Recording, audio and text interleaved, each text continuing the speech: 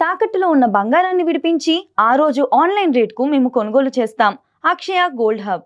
It's UTV ప్రేక్షకులకి స్వాగతం, సుస్వాగతం.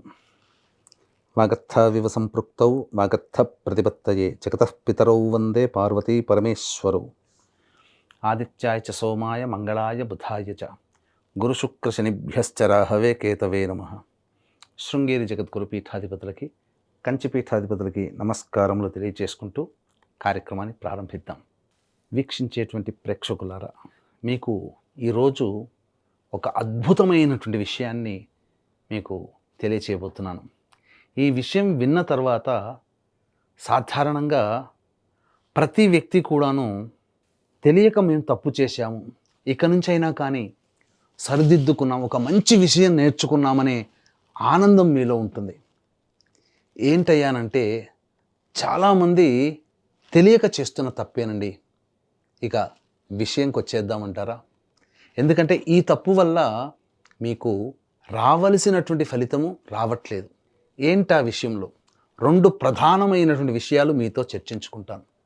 మొట్టమొదటిది బొట్టు పెట్టేటువంటి విషయం. ఇక రెండవది ఎదుటి వాళ్ళకి పాద నమస్కారం చేసేటువంటి విషయం. ఈ 2 విషయాలలో సాధారణంగా 100కి 95% మంది తప్పులే చేస్తున్నారు. ఖచ్చితంగా చెప్తున్నానండి, అందులో సందేహమే లేదు.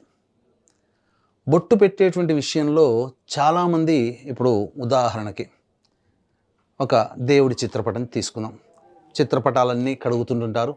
ఆ చిత్రపటంలో దేవుడి చిత్రపటం తీసుకొని బొట్టు పెడుతూ ఉంటుంటారు. ఆ బొట్టు పెట్టేటువంటి సందర్భంలో చక్కగా ఒక కింద గిన్నెలు పెట్టుకుంటారు. అక్కడ ఒక దాంట్లో గంధం నీళ్ళు కలిపినటువంటిది, ఒక దాంట్లో బొట్టు, ఒక దాంట్లో విభూతి.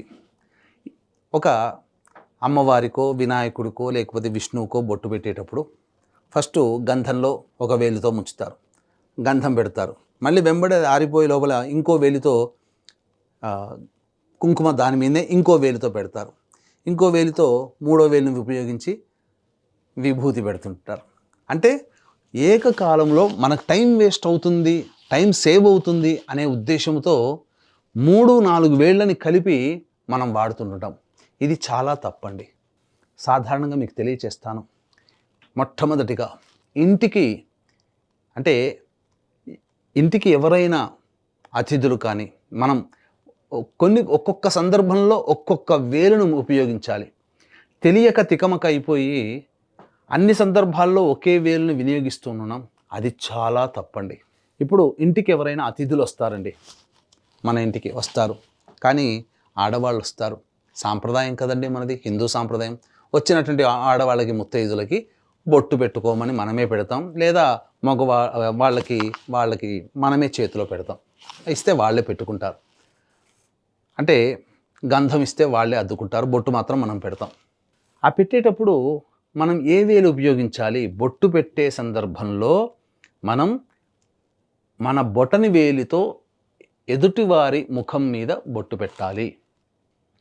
చాలామంది తెలిసిన వాళ్ళు బొట్టు ఇలా పెడతారు ఎవరికైనా, కానీ కొంతమంది ఇలా పెట్టి మన వాళ్ళు ఇలా పెడుతుంటుంటారు.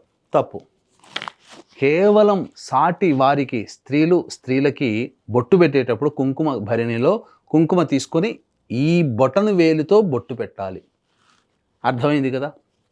ఇక రెండవది, ఇంట్లో చనిపోయినటువంటి వారి చిత్రపటాలు, అమావాస్య రోజు వాళ్ళు సంబంధించినటువంటి తిథి వస్తుంది కదా, చనిపోయిన రోజు వస్తుంది కదా, ఆ రోజు చిత్రపటాలని క్లీన్ చేసి వాళ్ళు బొట్టు పెడుతుంటారు.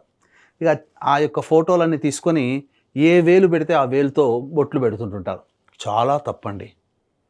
చనిపోయినటువంటి వాళ్ళ చిత్రపటాలకి ఈ వేలితో మనం బొట్టు పెట్టాలి. గుర్తుపెట్టుకోండి, చూపుడు వేలితో మనం బొట్టు పెట్టాలి. ఇక ఎప్పుడూ కూడా ప్రతిరోజు దేవతా పూజలు చేస్తూ ఉంటుంటారు. చాలామంది ఇళ్లలో అమావాస్య ముందు శుభ్రపరచుకుంటుంటారు దేవతా చిత్రపటాలు, లేదా పండుగలు అనేటువంటి వచ్చినప్పుడు దేవతా పటాలు శుభ్రపరచుకుంటుంటారు. దేవతా పటాలకి బొట్టు పెట్టేటప్పుడు ఉంగరం వేలుని వాడాలి, ఇది మాత్రమే వాడాలి. కొంతమంది గంధం ఈ వేలుతో, బొట్టు ఈ వేలుతో పెడతారు. తప్పు. గంధం ఈ వేలుతో పెట్టాలి. అలాగే కుంకుమ పెట్టినా మళ్ళీ ఇదే వేలు వాడాలి తప్ప, ఉంగరం వేలే వాడాలి తప్ప మిగతా ఏ వేలు కూడాను వాడకూడదు. ఇక అన్నీ అయిపోయినాయి. మనం బొట్టు పెట్టుకుంటే ఏ వేలుతో పెట్టుకోవాలంటారా? మనం బొట్టు పెట్టుకుంటే మధ్య వేలుతో మనం బొట్టు పెట్టుకోవాలి. ఇదండి బొట్టు పెట్టుకునే సాంప్రదాయం.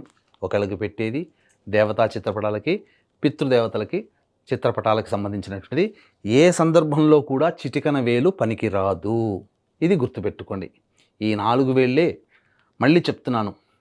మనం ఎదుటి వాళ్ళకి బొట్టు పెట్టేటప్పుడు బొటన వేలు, పితృదేవతలకి బొట్టు పెట్టేటప్పుడు చూపుడు వేలు, మనం బొట్టు పెట్టుకునేటప్పుడు మధ్య వేలు, దేవతా చిత్రపటాలు పెట్టుకునేటప్పుడు ఉంగరం వేలు, ఇవి మాత్రమే ఉపయోగించాలి. అయిపోయింది. ఇక నమస్కారం. చాలామంది ఈ విషయంలో చాలా తప్పులు చేస్తున్నారు. మరి పూర్వకాలంలో సినిమాలు తీసినటువంటి డైరెక్టర్లకి కొంత పరిజ్ఞానం ఉండడం వల్ల చక్కగా ధర్మశాస్త్ర ప్రకారం రాసే రచయితలు వాళ్ళు అందరూ కూడా, తీసేవాళ్ళు కూడా శాస్త్ర ప్రకారమే సీనరీస్ ఉండేటివి. కానీ ఇప్పుడు పొద్దున్న లేస్తే సీరియల్స్ ఎవరు పడితే వాళ్ళు రాస్తున్నారు, చేస్తున్నారు. సినిమాలు కూడా శాస్త్ర పరిజ్ఞానానికి దాటిపోయి వాళ్ళకిష్టమైన రీతిలో వాళ్ళు చేస్తున్నారు. అంటే నేను సినిమా తీయడం గురించి మాట్లాడట్లేదండి. సినిమాలో పెద్దవాళ్ళు వచ్చినప్పుడు, పెళ్ళిళ్ళు చేసుకునే సందర్భంలోనో, పుట్టినరోజు వేడుకల్లోనో పెద్దవాళ్ళు వస్తే వాళ్ళకి పాద నమస్కారం చేసే సన్నివేశం గురించి మాట్లాడుతున్నాను. సినిమా గురించి నాకు సంబంధం లేదు. ఇక్కడ పాద నమస్కారం చేసే సన్నివేశమే. అనేక సీరియల్స్లో ఈ మధ్య చూశానండి. రాగానే చూస్తుంటే ఎంత బాధ కలుగుతుందంటే, నమస్కారం చేసేది చూపిస్తున్నారు, వాళ్ళని చూసే కదా, అవి చూసే కదా ఇలా చెయ్యాలేమో అని చెప్పి ప్రభావితం చేసేది మీడియా, సినిమా రంగం, ప్రతి మందిని కూడా. కాబట్టి జనాలు కూడా అలాగే నమస్కారం పెడుతున్నారు. ఇది చాలా తప్పు. ఎందుకు తప్పు అంటున్నానంటే, ఒక్క విషయం చెప్తాను. మీరు చేసుకున్న పుణ్యం ఇప్పుడు గనక తప్పుడు విధానంలో గనక ఎదుటి వాళ్ళకి గనక పాద నమస్కారం చేస్తే, నమస్కారం చేసిన వాళ్ళ పుణ్యమంతా నమస్కారం చేయించుకున్న వాళ్ళకి వెళుతుంది. వాళ్ళ దీవెనలు మీకు రావు. కాబట్టి ఎవరైతే పాద నమస్కారం చేస్తున్నారో, నమస్కారం పొందినటువంటి పెద్దవాళ్ళ యొక్క ఆశీర్వచనం మీకు రావాలి అనంటే, సరైనటువంటి శాస్త్రీయ విధానంలో నమస్కారం చిన్నవాళ్ళు చేయాలి.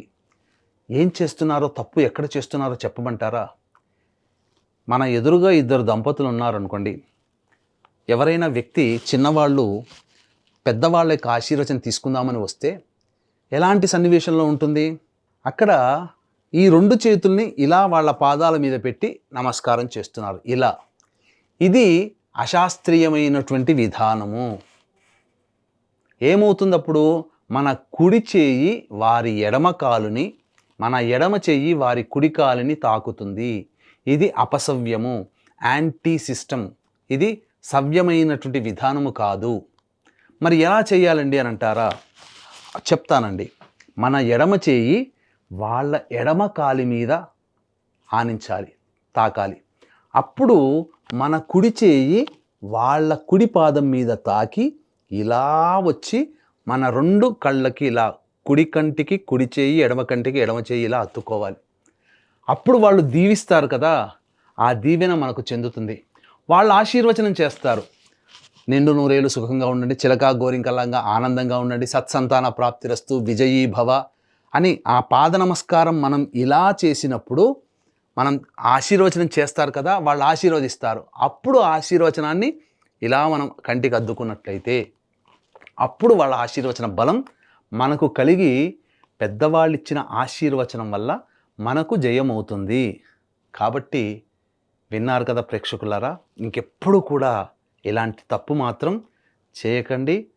చెప్పినటువంటి 2 విషయాల్ని మళ్ళీ ఒకసారి చూసి పూర్తిగా అవలోకనం చేసుకుని ఇక నుంచి పాటించండి. ఇక పెద్దవాళ్ళకి నమస్కారం చేసేటప్పుడు ఎప్పుడు కూడా మీరు దక్షిణం వైపు తిరగకూడదండి.